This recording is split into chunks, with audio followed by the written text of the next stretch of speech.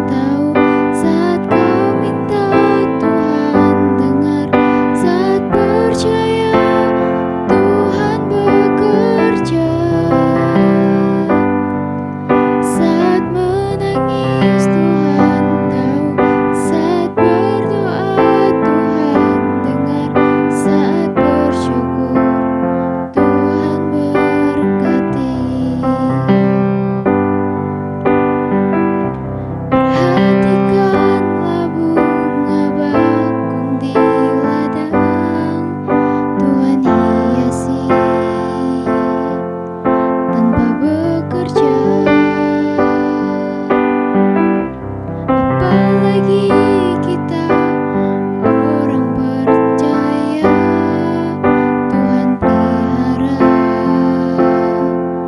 Tuhan cukupkan.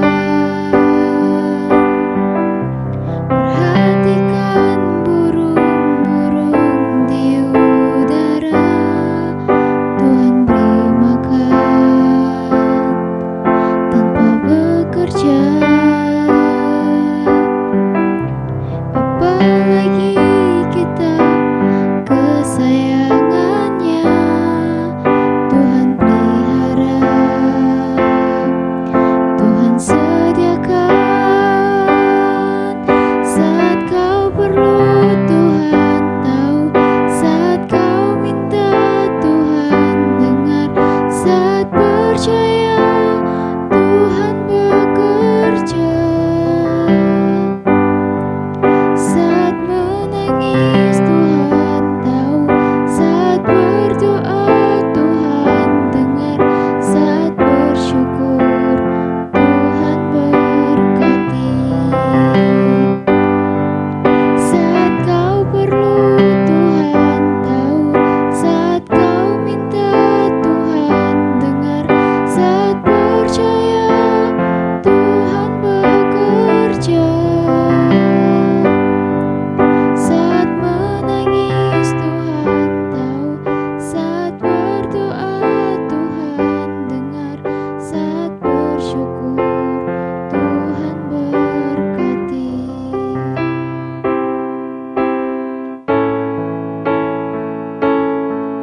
Saat kau perlu, Tuhan tahu. Saat kau minta, Tuhan dengar. Saat percaya, Tuhan bekerja. Saat menangis, Tuhan tahu. Saat berdoa, Tuhan dengar. Saat bersyukur, Tuhan berkati. Saat bersyukur, Tuhan berkati. Saat bersyukur, Tuhan berkati. Saat bersyukur, Tuhan berkati.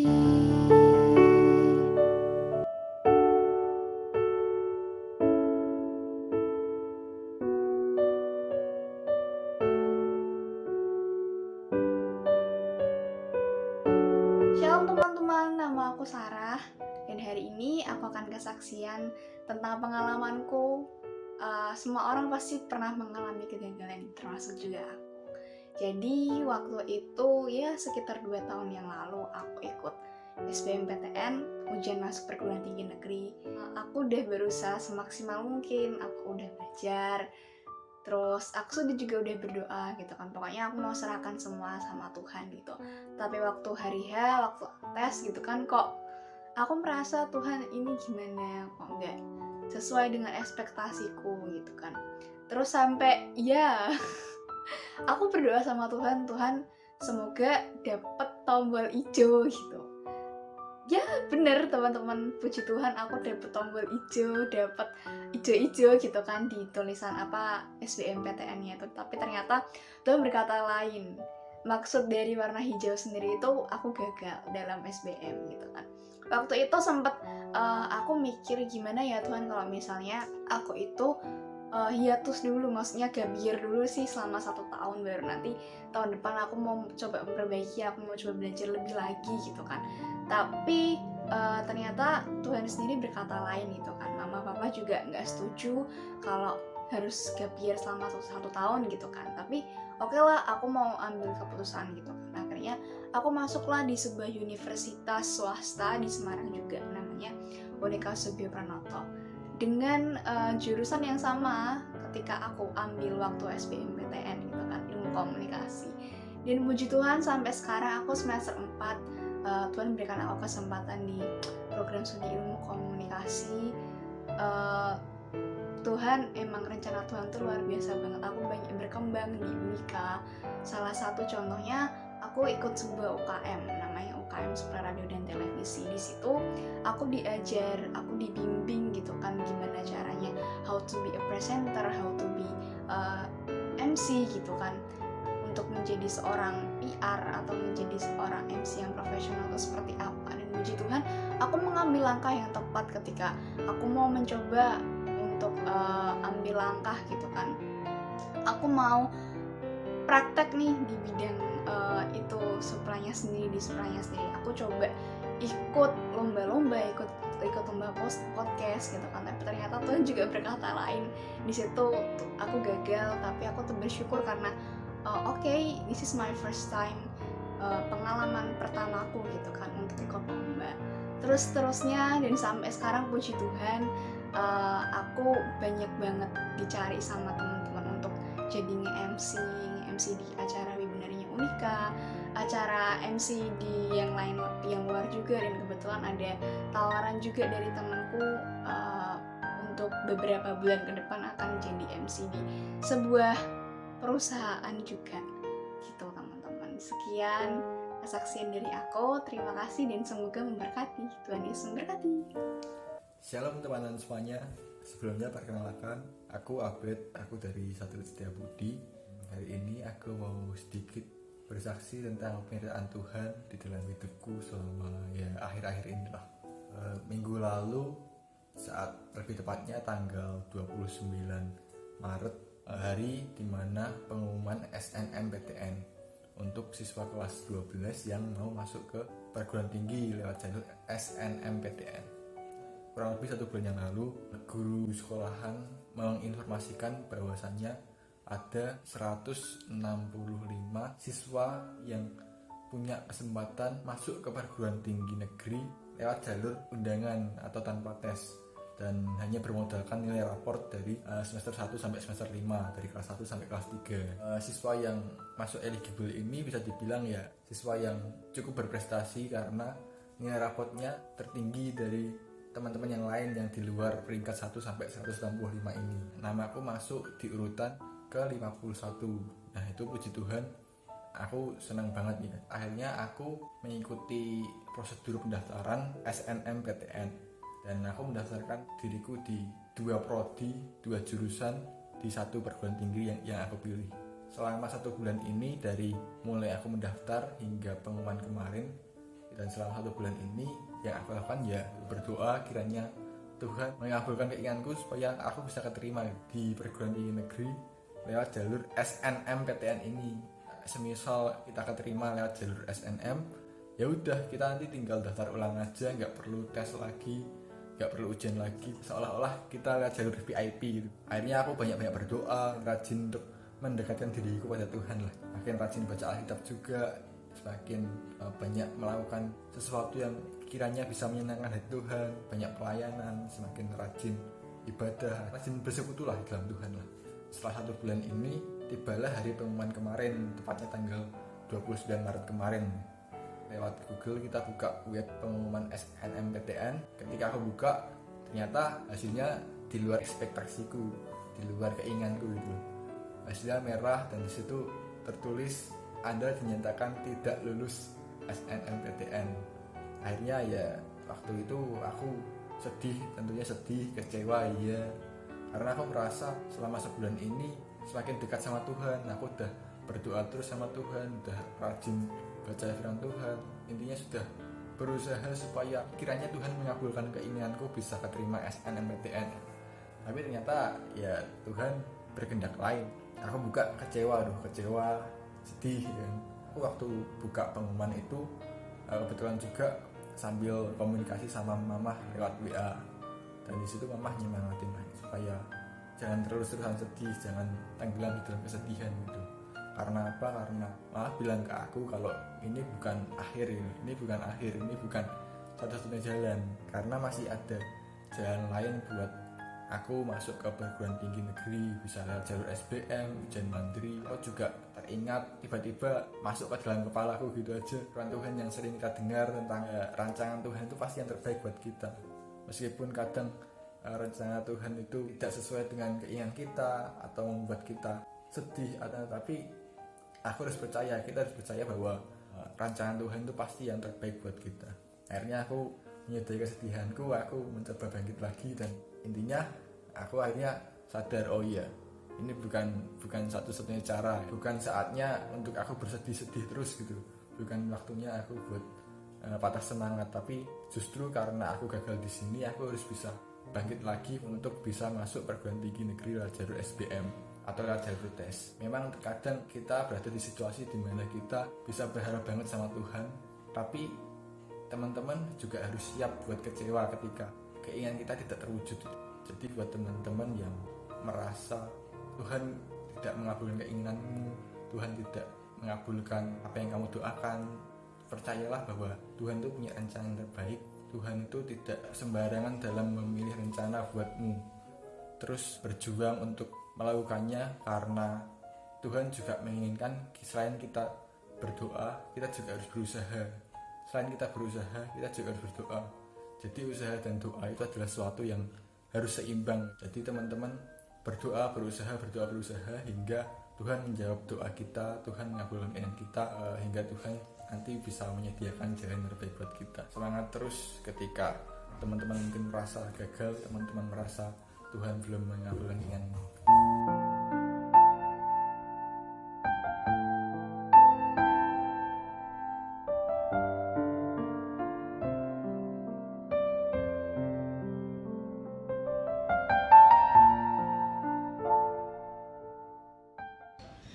Shalom saudaraku yang dikasihi Tuhan, senang sekali kita bisa bertemu lagi untuk kita belajar firman bersama-sama di kesempatan yang indah ini. Kita sering mendengar mengapa seorang muda mengalami kegagalan, mengapa Tuhan izinkan kegagalan itu terjadi. Lalu bagaimana sikap kita ketika kita menghadapi situasi yang tentunya tidak mudah bagi kita. Lalu pertanyaan yang ketiga, apa sih rencana Tuhan di balik kegagalan atau rencana-rencana yang tidak terlaksana di dalam hidup kita? Ya, sebelum kita gali lebih lagi, saya ajak untuk saudaraku kita berdoa terlebih dahulu. Terima kasih Tuhan, kami mengucap syukur kesempatan ini untuk kami belajar firman, untuk kami belajar bersama-sama mengenal apa yang menjadi rencana Tuhan dalam hidup kami. Terima kasih Tuhan, berkati setiap kami, urapi kami dengan pengurapan yang baru, dengan anggur yang baru di dalam nama Tuhan Yesus Kristus. Terima kasih Tuhan, sampaikan firman-Mu bagi setiap kami. Di dalam nama Yesus kami berdoa, kami mengucap syukur. Haleluya. Amin. Di dalam firman Tuhan ada salah satu tokoh. Dia seorang yang muda, tapi bagaimana dia gagal di dalam semua mimpi-mimpinya, gagal di dalam rencana-rencananya pada waktu itu.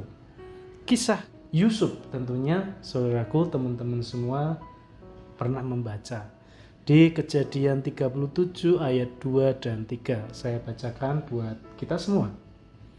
Inilah riwayat keturunan Yakub, Yusuf, tatkala berumur 17 tahun, jadi masih muda, biasa mengembalakan kambing domba bersama-sama dengan saudara-saudaranya, anak-anak Bilha dan Silpa, kedua istri ayahnya. Dan Yusuf menyampaikan kepada ayahnya kabar tentang kejahatan saudara-saudaranya. Israel atau Yakub lebih mengasihi Yusuf dari semua anaknya yang lain, sebab Yusuf itulah anaknya yang lahir pada masa tuanya, dan ia menyuruh membuat jubah yang maha indah bagi dia. Satu privilege, satu perlakuan yang istimewa dari Yakub kepada Yusuf. Bagaimana seorang yang muda masih berumur 17 tahun. Itu kira-kira kalau zaman sekarang kelas 2 SMA naik ke kelas 3 atau kelas 11 ke kelas 12. Masih sangat muda, mendapat perlakuan yang istimewa dari bapaknya, ayahnya, dibuatkan sebuah jubah yang maha indah. Tetapi kita tahu semuanya kelanjutan dari kisah Yusuf ini, bagaimana dia dijual oleh saudara-saudaranya. dengan harga pada waktu itu setara dengan harga seorang budak yang newbie atau pemula. Jadi Yusuf itu dianggap tidak memiliki kemampuan apapun. Dan tentunya kita melihat bagaimana Yusuf mendapat mimpi-mimpi yang luar biasa, dan pada waktu itu dia harus menjadi seorang budak. Nah, balik kepada tema kita, dan kita lihat tema kita siang hari ini, bagaimana kok Tuhan mengizinkan anak muda mengalami kegagalan. Lalu bagaimana sikap anak muda ketika mengalami kegagalan? Lalu apa sih rencana Tuhan di balik kegagalan itu? Nah, kalau yang lulus SMA kepengen kuliah, ada yang memiliki target kuliah di universitas negeri dan ternyata tidak sesuai harapan. Mungkin ada seorang anak SMP yang ingin masuk ke sekolah, istilahnya sekolah SMA favorit, tapi kok tidak bisa sampai, atau karena nilainya kurang atau jarak rumahnya terlalu jauh. Tentunya kalau mengalami situasi seperti itu merasa, aduh bagaimana ini, kok Tuhan izinkan terjadi seperti ini. Nah, kembali kepada kisah Yusuf tadi. Bukan hanya mimpi-mimpinya yang gagal, bukan hanya keinginan-keinginannya. Betul-betul masa mudanya itu hilang lenyap karena dia adalah seorang budak. Tapi kalau teman-teman, kalau saudara-saudaraku ini membaca kisah Yusuf, bagaimana sikap dia, respon dia ketika menjadi budak di rumah Potifar. Dia menjawab semua keinginan istri tuanya dengan firman Tuhan. Dia menjawab bagaimana ketika dia ada di penjara, ketika dituduh lalu dia harus masuk penjara. Dia menyampaikan nasihat-nasihat kepada teman-temannya yang bertukar pikiran atau berkonsultasi tentang mimpi-mimpi, dan Yusuf menceritakan, menjawabnya dengan perkataan-perkataan firman yang membangun. Tentunya kita bisa melihat bahwa ternyata Yusuf dari seorang muda, yang dari seorang anak yang mendapat fasilitas khusus dari ayahnya, tiba-tiba menjadi budak, tetapi dia tetap menjaga hidupnya dengan membangun dirinya sesuai apa yang firman Tuhan sampaikan. Nah, teman-teman mungkin berpikir, kok bisa begitu ya, ketika menghadapi situasi yang tidak nyaman, kok masih tetap bisa mempercayai firman dan kata-katanya tetap membangun, kata-katanya tetap ada firman Tuhan di sana. Tentunya pada waktu Yusuf bersama dengan ayahnya ada nasihat-nasihat yang luar biasa. Jadi teman-teman, saudara-saudaraku yang dikasihi Tuhan, ketika kita ikut ibadah, ketika kita dinasihati orang tua mengenai firman Tuhan, ketika kita bergaul dengan teman-teman ataupun dengan pembimbing-pembimbing ataupun dengan orang-orang yang lebih dewasa, tentang nasihat firman Tuhan harus kita perhatikan sama-sama. Memang tidak enak situasinya ketika rencana kita, keinginan kita tidak sesuai seperti yang kita inginkan. Di firman Tuhan, di Yesaya 57 ayat 15 sampaikan buat kita semua, aku bersemayam di tempat tinggi dan di tempat kudus, tetapi juga bersama-sama orang yang remuk dan rendah hati untuk menghidupkan semangat orang-orang yang rendah hati dan untuk menghidupkan hati orang-orang yang remuk. Ada satu ayat yang terkenal yang sering kita mendengar, hati yang gembira adalah obat yang manjur, tetapi semangat yang patah keringkan tulang. Kalau seseorang sudah kehilangan semangat, itulah arti kegagalan yang sebenarnya. Tentunya kita mempunyai definisi saya sukses kalau A, B, C, D, E. Tetapi kita lupa definisi kegagalan adalah ketika kita tidak bisa bangkit lagi, ketika kita kehilangan pengharapan. Firman Tuhan di Yesaya 57:15 jelaskan kita semua bahwa Allah itu bersama-sama dengan orang yang remuk dan rendah hati. Jadi ketika kita menghadapi situasi yang mungkin tidak sesuai dengan rencana, keinginan kita, kita bisa datang kepada Tuhan. Tuhan, ini kok studiku seperti ini. Tuhan, kondisi orang tuaku kok seperti ini. Tuhan, kesehatan dari opung, dari nenek, dari kakek, dari eyang, dari oma kok seperti ini. Nah, ternyata Tuhan bersemayam di sana, di hati orang-orang yang remuk, hati orang-orang yang rendah hati. Di situ ketika ada seruan Tuhan, ada kesulitan ini, Tuhan ada kegagalan ini, ada hal yang tidak sesuai dengan rencana-rencana saya, ternyata Tuhan bersemayam di sana. Jadi perhatikan bahwa umur Yusuf masih 17 tahun pada waktu dia dijual sebagai budak. Teman-teman di sini ada yang umurnya sudah 30 tahun, kan tidak ada. Kita pelayanan teenager itu SMP, SMA. Nanti kalau kuliah sudah ada pelayanan youth. Nah, di pelayanan teen ini usia kita masih sangat muda. Kegagalan yang kita alami itu artinya belum selesai karena kita belum dipanggil Tuhan untuk kembali. Ketika teman-teman bangun tidur dan masih bisa membuka mata dan masih bernafas, artinya oh Tuhan belum selesai dengan saya. Jadi perhatikan, definisi kegagalan itu sebenarnya ketika kita putus asa, ketika kita menyerah dengan keadaan yang sedang kita alami saat itu artinya kegagalan. Karena apa? Ternyata Tuhan bisa ubah seorang budak menjadi seorang pemimpin satu bangsa yang besar pada waktu itu. Kita lihat ayat firman Tuhan yang saya berdoa meneguhkan kita semua. Yeremia 18 ayat 1-6. Firman yang datang dari Tuhan kepada Yeremia bunyinya, "Pergilah dengan segera ke rumah tukang periuk. Di sana aku akan memperdengarkan perkataan-perkataanku kepadamu." Lalu pergilah aku ke rumah tukang periuk, dan kebetulan ia sedang bekerja dengan pelarikan. Apabila bejana yang sedang dibuatnya dari tanah liat di tangannya itu rusak, maka tukang periuk itu mengerjakannya kembali menjadi bejana lain, menurut apa yang baik pada pemandangannya. Ayat yang kelima, kemudian datanglah firman Tuhan kepadaku bunyinya, "Masakan aku tidak dapat bertindak kepada kamu seperti tukang periuk ini, hai kaum Israel? Demikianlah firman Tuhan, sungguh seperti tanah liat di tangan tukang periuk, demikianlah kamu di tanganku, hai kaum Israel."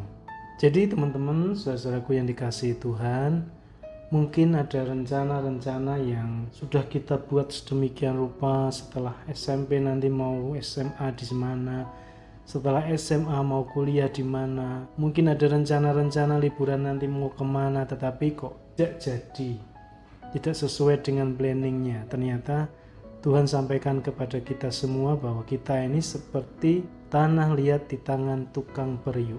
Tuhan yang membuatnya menjadi indah menurut rencananya, menurut kerinduan hatinya.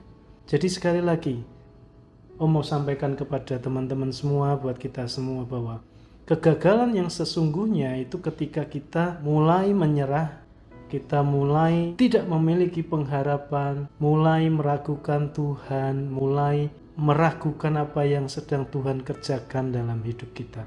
Ternyata di firman Tuhan ini disampaikan bahwa Tuhan sanggup mengerjakan kembali menjadi bejana lain menurut apa yang baik dalam pemandangannya. Yang dibutuhkan oleh kita semua adalah kita mempercayai bahwa rencana Tuhan itu indah pada waktunya.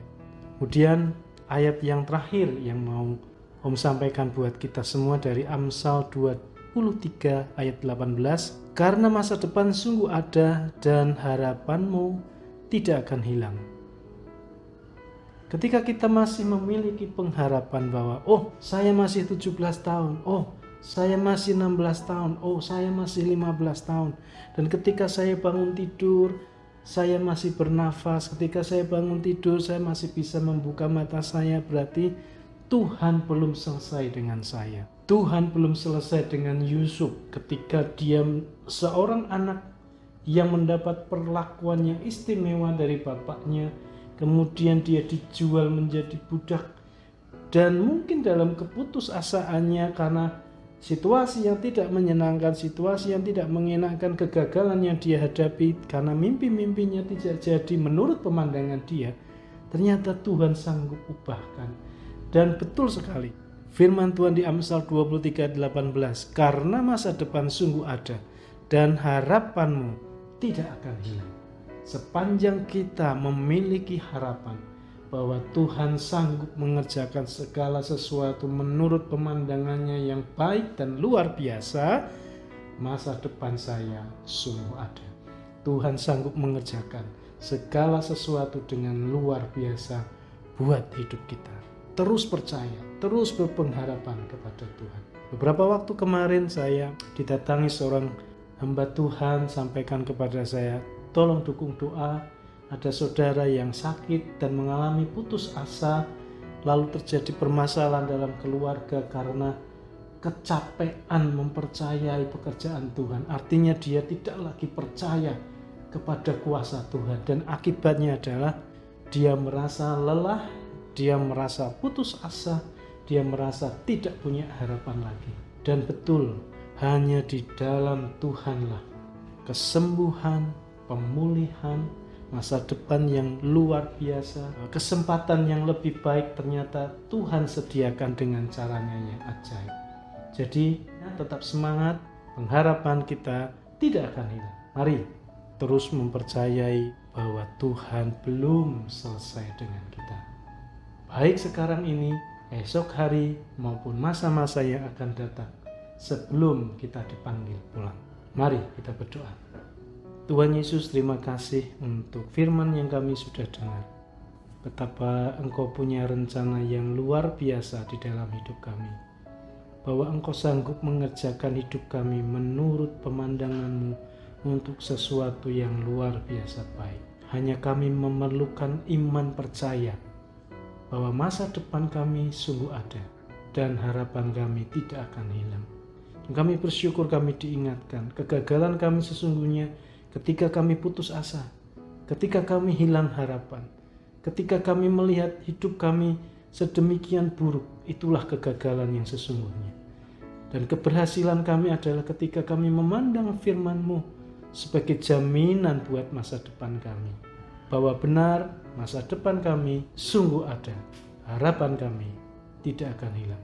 Diberkati setiap anak-anak-Mu ya Tuhan, untuk terus mempercayai kasih Tuhan, untuk mempercayai kuasa Tuhan yang tidak terbatas. Kami serahkan hidup anak-anak-Mu ini kepadamu. Kami percaya bahwa Engkaulah Tuhan yang berkarya dan terus menyelesaikannya sampai garis akhir, untuk menjadi anak-anak-Mu ini menjadi berkat dimanapun mereka berada, untuk anak-anak-Mu menjadi saksi Kristus yang luar biasa, untuk mereka menjadi generasi yang berhasil di dalam pemandangan Tuhan. Anak-anak-Mu bukan anak-anak yang gagal, tetapi anak-anak-Mu yang terus berpengharapan di dalam Kristus sampai menyaksikan hidup mereka Tuhan buat menjadi luar biasa, berdampak dan mempunyai pengaruh bagi sekitar mereka, yaitu menjadi berkat dan menjadi saksi Kristus yang luar biasa. Terima kasih Tuhan. Di dalam nama Tuhan Yesus kami berdoa, kami mengucap syukur. Haleluya. Amin. Bila Kau izinkan sesuatu terjadi, ku percaya semua untuk kebaikanku. Bila nanti telah tiba waktumu, ku percaya kuasa-Mu memulihkan hidupku.